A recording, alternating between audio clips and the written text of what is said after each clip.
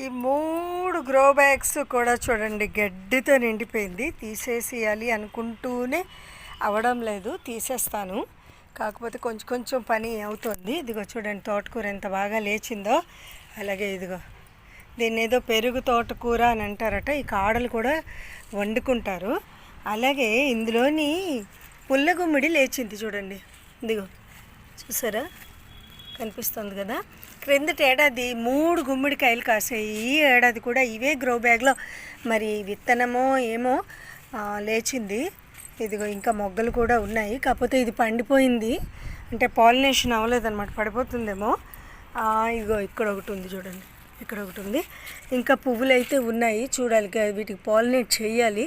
నేను అస్సలు ఈ మధ్యన పట్టించుకోవడం లేదు. ఇదిగో చూసారా ఇలా పడిపోతాయి అన్నమాట ఇవన్నీ.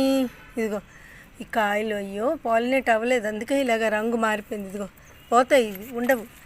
ఎక్కడైతే కాయ వస్తుందో దాన్ని పాలినేట్ చేయాలి. పువ్వులు అయితే చూడండి బాగానే వచ్చినాయి, కానీ ఈ పువ్వు ప్రతి పువ్వు కూడా పూత కాదు. కొన్ని మొగ ఆడ పువ్వులు ఉంటాయి కదా, మనం వాటిని పాలినేట్ చేయాలన్నమాట.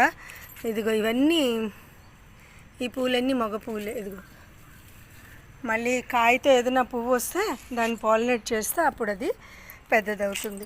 సో ప్రస్తుతానికైతే 2 ఉన్నాయి. ఇంకో ఇక్కడ ఒకటి ఉంది, అలాగే ఇందులో ఒకటి ఉంది. 2 ఉన్నాయి. ఈ ఏడాదికి 2 పుల్లగుమ్మడికాయలు కన్ఫామ్.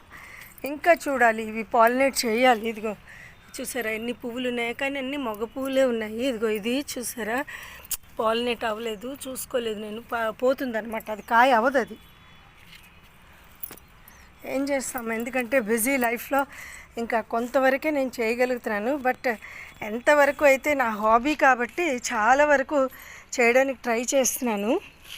కొంతైనా పండించాలి ఇంట్లోని అని చెప్పి కొంతవరకు సాగుతున్నాను. ఎంతవరకు అయితే అంతవరకు. థ్యాంక్ యూ అండి. నాకైతే సంతోషంగా ఉంది. 1, 2 అయినా కూడా ఏదో ఇంట్లో పండిన పంట అనేసి హ్యాపీ అన్నమాట. Thank you very much.